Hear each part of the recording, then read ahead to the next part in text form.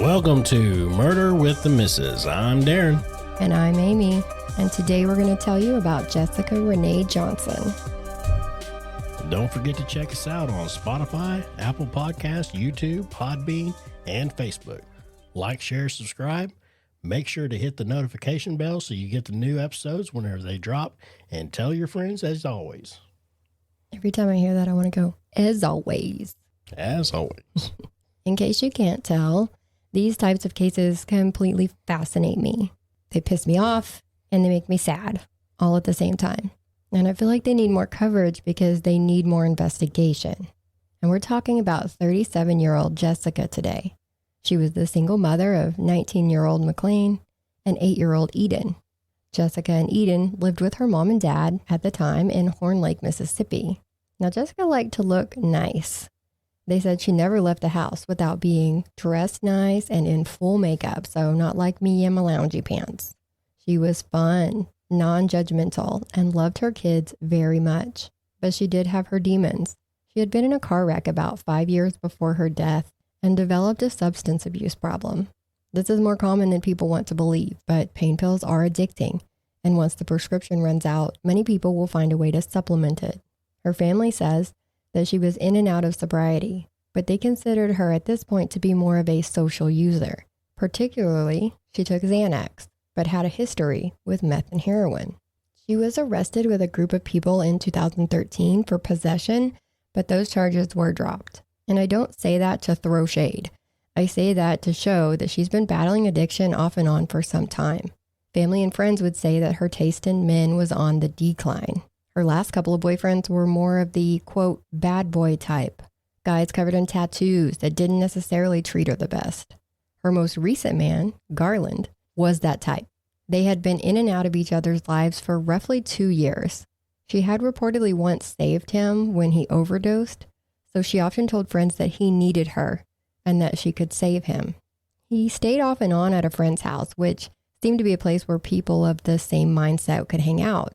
I'm not going to flat out call it a drug house or a party house, but I wasn't there at the time. There were several people in and out of the house during that time that we'll be talking about today. On Wednesday, May 31st of 2017, Jessica left her kids with her parents and went to spend a couple of days with Garland at the friend's house on Angel Drive. The next day, June 1st, he called her daughter saying that she would be later than she originally planned. Right. She was said to keep in contact, which means she was easy to get a hold of, and she would share her location with her mom. So when she wasn't replying, worry started to set in with her parents. But Jessica is grown, so they gave her a little time. The next day, so Friday, June 2nd, sometime around 10 a.m., and I say that because most reports say between 9:30 and 10:30, so I'm going to go in the middle and say around 10 a.m. A postal worker was delivering mail to that friend's house when she saw something in the tall, overgrown grass next to the mailbox. It was Jessica.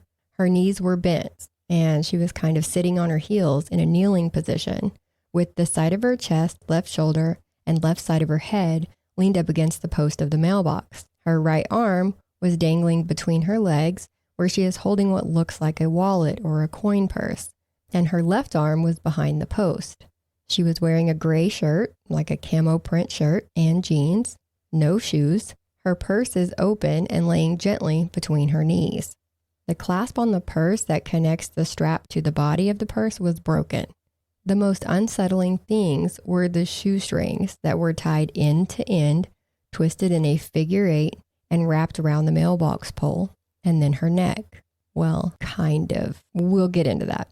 The mail carrier called another mail carrier. When they arrived, that person took a picture of her and then called 911. In most cases, that sounds odd, but in this case, they were kind of glad that person did, because they would give this picture to the family. The family has made this picture very public so that the world can see what they saw that day. I would post crop versions of the picture on the Facebook page to show the shoestrings and her purse, but we will not post the full image. There's not really an easy way to get a hold of the unblurred image, but most of them just blur out her face. So it still shows a whole lot. So we'll just post close-ups of the shoestrings and then the location of her purse because that bugs me. The Horn Lake Police Department investigated closely. Sorry, that was sarcasm because they caught some heat from the very beginning because many felt that their cop cars were parked in the crime scene, very close, and they trampled around the scene. I mean, it was a suicide after all, right? So there's nothing that needs to be preserved, right? Get your head out of your ass. We've said it so many times. Most of the times you only get one shot at a crime scene. Yeah. Do your fucking job. Do your job. It's a crime scene. I've seen the picture. Yeah. And from the position she was in, yeah, she could have stood up. And your natural instinct would be to get away from danger. Yes. Exactly. Mm-hmm. I mean, even the way the shoestrings were, you could have relieved the pressure very easily from the way she was setting. Mm-hmm. It wasn't like she was in a place where it was hard to get out of that position. Right. That's why it's just do your job. Immediately to me, it's like, really? Yeah. This is what we're going with? That's first thing on their list. Of course. Now here's what we know. What's easiest? Exactly. So let's talk about what leads up to this. Garland and Jessica had an on-again, off-again relationship. Both had drug abuse issues, so that intensified their arguments and such. The family says that sometimes he was mentally and physically abusive to the point where Jessica had told her mom that if anything ever happened to her, to look at him. But we all know how toxic relationships work, and they just keep coming back to each other. They had just been in an off period, so when they went to the friend's house on Wednesday, he said that was the first time that he had seen them together in a few months. He said Jessica was more dramatic than he had ever seen her, and she was really lovesick, according to what he told Action News 5. A friend of Jessica's said that Jessica had her car that day because the friend had given Garland $300 to fix it while she was at work. But Jessica showed up to pick her up in her car after she got off, and the car wasn't fixed. She said Jessica got a text from Jesse, that's the friend's house they were staying at, saying Garland was in the back room with 2 women.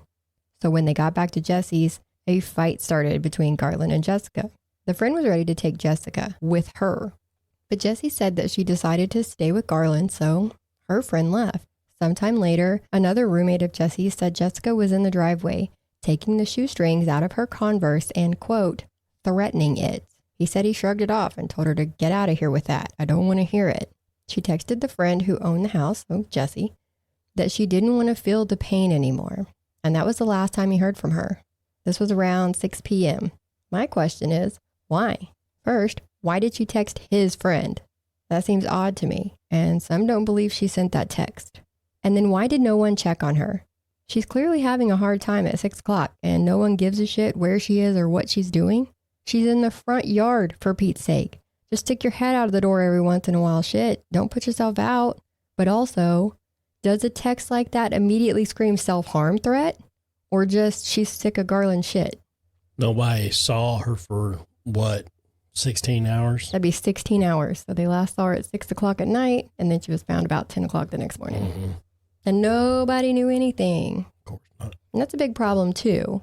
This house is just 5 minutes from her parents' house, so I could understand if they thought she had just walked home. But no one's ever said that they thought that's what she did. And her shoes were at the friend's house. Now, speaking of the shoes, the shoelaces were tied end to end, like we mentioned. So literally, the little eyelet, I forget what it's called. It's got a special name. The little plastic piece on the end of the shoestring is literally the only part that's sticking out from the knot. So it's as far out as you can get it.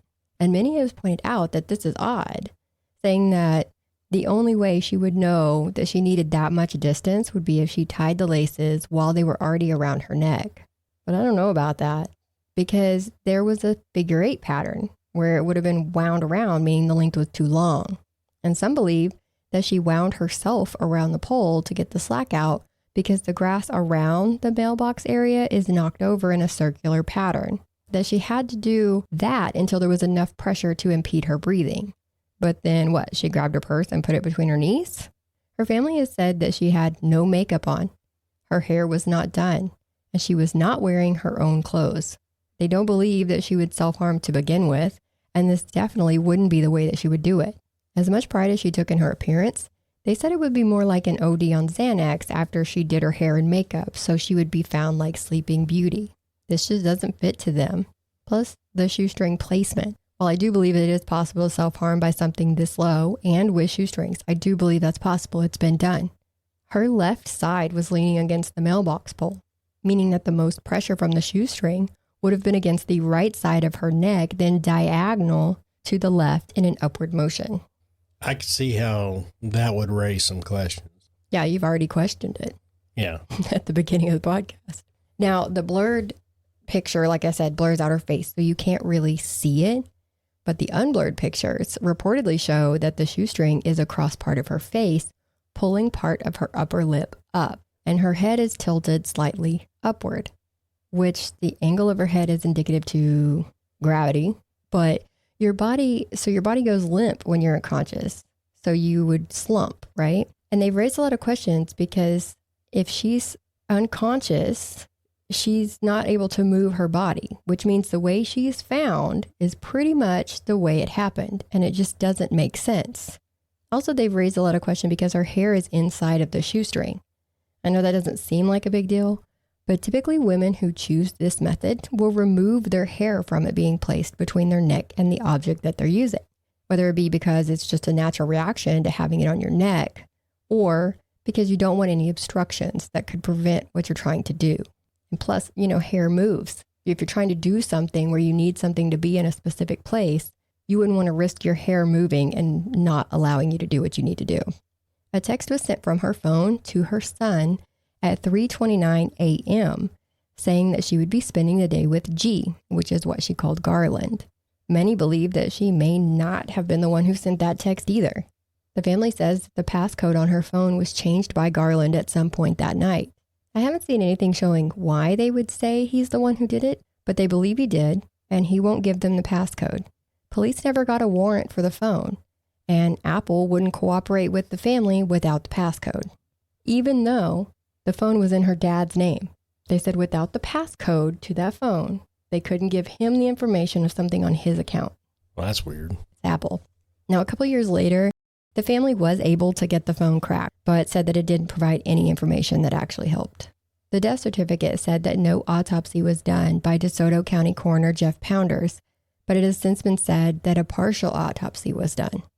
Her cause of death was listed as asphyxiation by ligature hanging. There was Xanax and meth found in her system, but not enough to cause her death. Her time of death was estimated to be between midnight and around 2 a.m. on June 2nd, according to some reports. Some report it was more like 3 to 3:30 a.m., which, if correct, that would mean that she did not send that text to her son. Were there any other marks or anything on her body? There was. So there was a black bruise on her left wrist, along with what some say looks like shoe tread above the forearm, or above that part on her forearm. And I lean more towards that being the mark left by her arm leaning against the mailbox post itself, based on the position of the body when she was found, plus the way it looks. It almost looks like it's cut directly off in a line. You're talking about the shoe print? Yeah, so they're saying that her arm actually had a shoe print on it.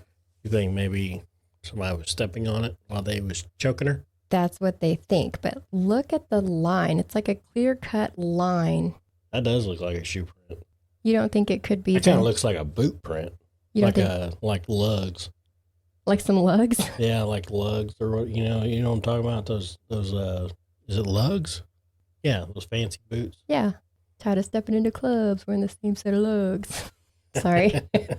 Smell Eminem coming out. But yeah, so it's right above that bruise. So you got the big bruise. And right there is probably a grab. They think that does look like someone was grabbing her wrist. Yeah, holding her. That looks like a grab, maybe yank. Maybe Yank to the ground and then step. But like I said too, if you look at that, it's very inconsistent. That's why I thought it might be the grain of the wood from the post. No? I don't think so. That looks like a boot print. Okay. Darren's on the case. We'll post this picture. Yeah, we're definitely posting this picture because that's not all. Y'all let us know what you think. Yeah, because we'll post it on Facebook. And there's also what originally looked to me like spots on her arms, like where blood comes to the surface, but the family kept calling them holes. So I zoomed in on the picture and you can see these are actually indented, like skin is missing in these round spots. So they're more like burns. And they go from mid forearm around where the imprint is down to the knuckles on her hand. Do you think these might be like old track marks? Oh, no, definitely not. They were not on her when she left that day, when she left the family a couple days before that. Some people think that they are cigarette burns. Really? And some people think they are chemical burns, as in like maybe they had them a lab going and something happened. Mm-hmm. Well, if something happened with the lab, the burn would be more spread. Oh, it's a spread. It goes up her arm. You can only see the Yeah, spread. but it wouldn't be like spotty. That I would agree with you on this. If something splashes, it's not spotty? Yeah, but it will still cover. Okay, I could give you that. Yeah, it would still cover. So what he's saying is it'd be more coverage area. These are literally like spots. There's space in between them. Yeah, they look more like dots. Yeah. So I would agree with probably if there was a burn, I would say more like cigarette burn. Okay. Something like that. Now hang on just a second. There's quite a bit of them. And Maybe. I'm going to show you something else because whatever hurt her hand and arm, to me, bled because in and around her nails on that hand, on her left hand, there's blood. There's dried blood all around her fingernails. See it? Scraping? No, look at them. Yeah. They're down by the fingers, not up under the fingernails. This is literal blood that came from the top.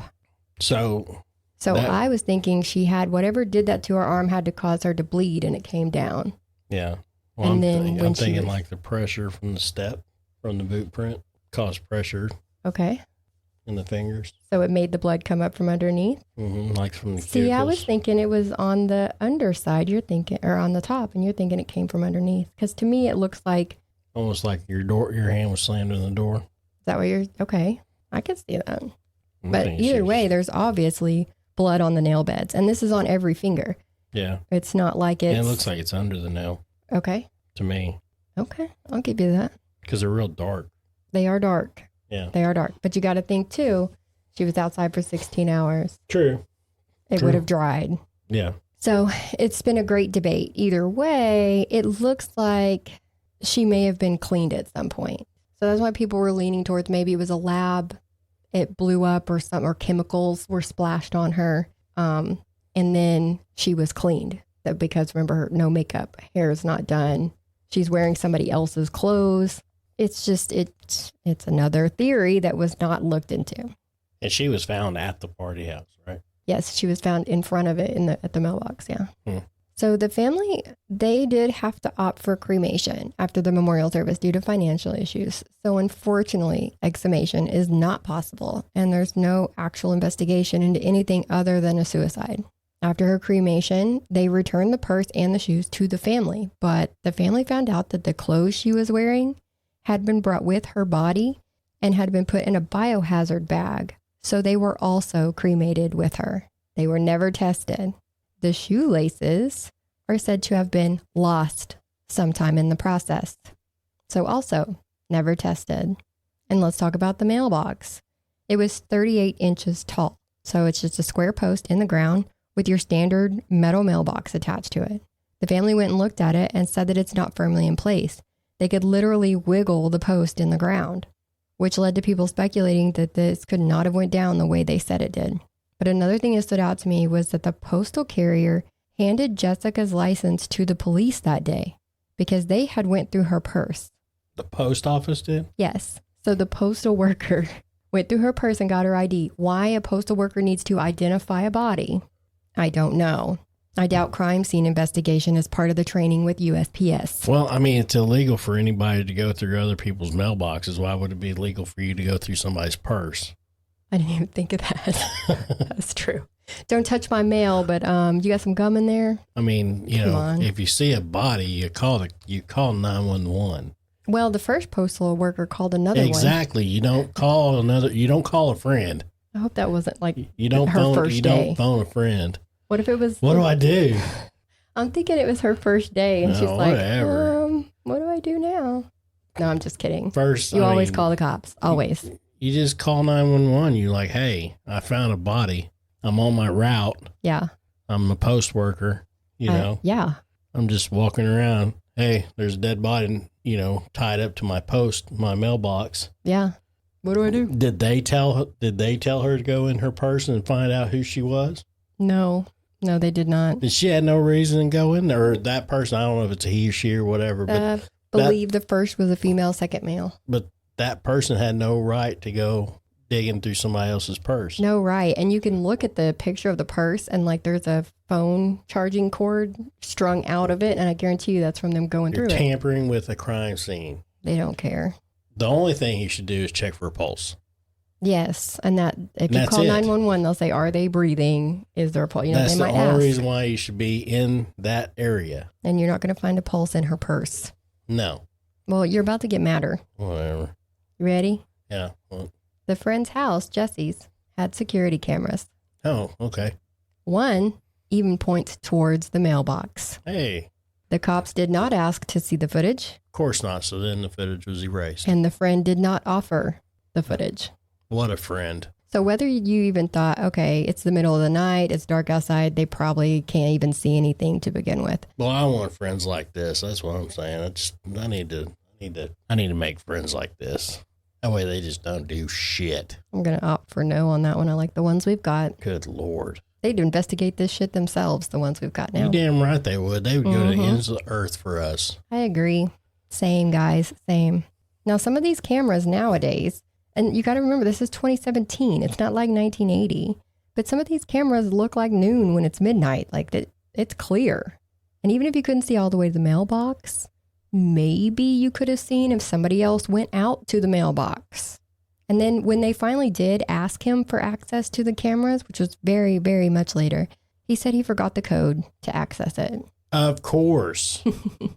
Why wouldn't they forget their own cord to their own camera system? The code.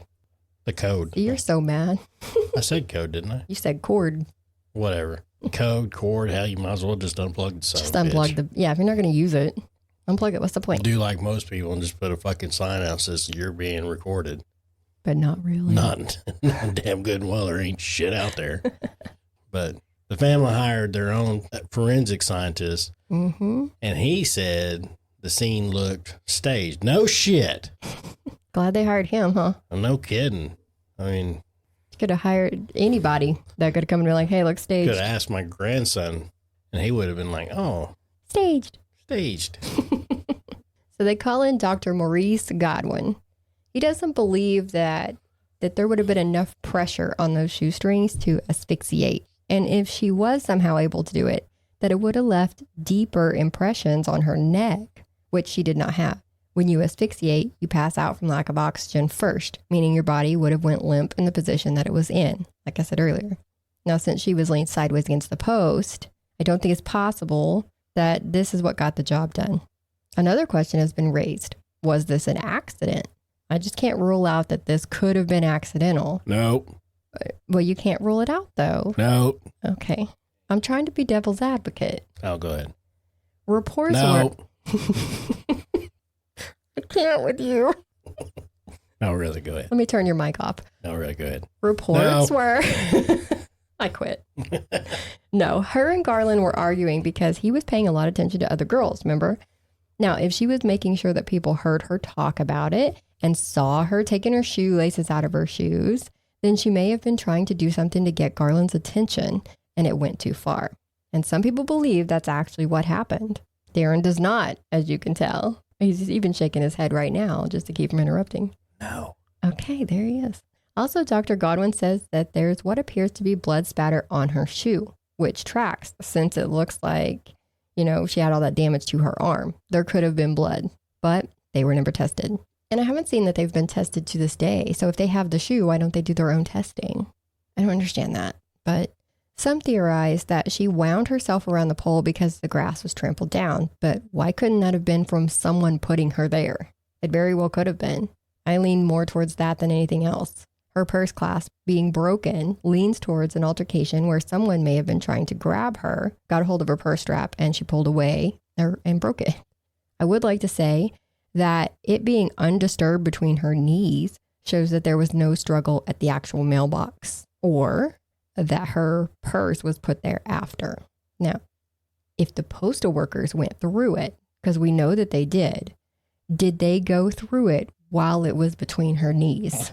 Or did they find it somewhere else, go through it, and then put it down next to her so it'd be close to the body? That's another question. Where was the purse? Where'd they find it? Exactly. It had to be close to her, but was it between her knees? Because if it did, they had to get really close to her body to go through it. And that's disturbing. Yeah. This is why you don't tamper with a crime scene. A lot of questions that sound like it could have used a little, no, not even a little, a lot of investigation. That's some wishful thinking. I mean, yeah, come on. I agree. This is one of those that has lived in my brain that I've thought about over the years. It's not one that I just happened upon the other day. I've literally thought about this for years. It just pops up. And you know, the whole thing is like at some point, Mm-hmm. when the police showed up and everything else, I'm betting that postal worker even said, "Oh, I went there a person. This is her name." They had to. I mean, they're the ones that handed the license to the cop. Oh, yeah, true. Yeah. Okay, yeah. So they right. definitely know. I'm going to show you a picture of Garland so you can see what he looks like. Well, ain't he a champ? Well, you're going to hear a little more on him too. Great. So here we are, like I said, 7 years later, yet another family agonizing over what happened and needing answered. Even with their own experts saying that this was foul play, the police won't reopen an investigation, or not even reopen, won't open an investigation. Both Garland and his friend did answer questions from a local news station when this first happened. Interestingly enough, both have said that she didn't do this to herself. Both of them said she did not kill herself. Both Garland and his friends? Yep. Which means, is Garland admitting it? They're basically pointing the fingers at themselves. Oh. To me, because who else would have done it? Yeah. So and plus it's odd that they would not, some people say that shows they actually didn't do it because they would have wanted to push it. They'd go with the police narrative and be like, yeah, she totally did it to herself. Well, maybe they're saying that, both of them are saying that, oh, no, she didn't do it. Maybe that's just to get the eyes off of them. Yeah, they're like, we're not guilty, but somebody is. Yeah. But it's not me. Yeah, no, they're just showing. They're cooperating. They're cooperating so that it doesn't look like they're as guilty as what they should be. That's true. I could give you that too. And they have not talked about this much since then. Like that was originally when this happened, and they have not done interviews since that I can see, not even now. But Jessica's family has, and they have a Facebook. What happened to Jessica Johnson? They've kept up with, Mr. Garland. He was dating a woman right after this incident with Jessica, or some say while he was with Jessica. But she came out and said that Garland was with her that night, and they weren't even at Jesse's house, which we all know is a lie because Garland himself has said he was at the house. He apparently was arrested in August of 2018, so a little over a year after Jessica's death. And they state that this was his third or fourth assault since Jessica passed. And there's a lot of assault charges on him in a short amount of time. At least one of these assaults was against the woman who was trying to give him the alibi. And Go fucking figure. Yeah. And she reportedly has passed away since then due to an overdose, which is sad because it's just a sad case all the way around. Now, the family also posted the list of calls the police received on the 1st and the 2nd, like their logs for the days. There's no mention of Jessica or the house on Angel Drive.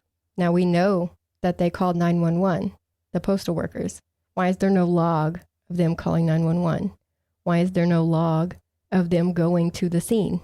It's just not there at all. Why? So a lot of people think that this is a cover-up.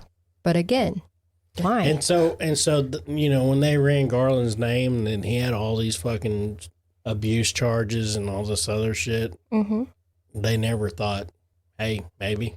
Within a year of her passing, there was 3 to 4 charges against him for domestic assault. And no, they never once said, oh, maybe this could be something that happened to Jessica too. They did not. There you go. Wonder what kind of boots he was arrested with. Well, he wasn't arrested, but... He wasn't? He's never been arrested. Nobody's ever been arrested for Jessica's. It's straight suicide. No. But he's been arrested. But he's been arrested since. So his other arrest. So whenever he was checked in the jail, I wonder what kind of boots he was wearing. Yeah, I want to know. You wear lugs? They could be sitting on the some key evidence, not even know it. Could have been. Now it's been too long. Yeah. Ugh, these people. Yeah. So this is another one in a very long line that we hope one day gets some more attention. Several YouTubers and podcasters have covered this, but it's been a long time. Not a lot of talk lately. So here we are. And I'm sure the police need to open an investigation. I'm not sure why they won't. And we see it a lot that if someone has a history of mental illness or drug abuse, they don't quite get the same investigation as other cases. And that's just not right. Sometimes it's a matter of someone new coming into a position and looking back on cases like this before we see any real movement. And hopefully that happens sooner rather than later. This family needs some answers. Yeah, they definitely do. Well, that's the end of this one. Once you guys catch us on the next one, don't forget to like, share, subscribe. We need them all. Tell your friends. Tell your friends. Bye.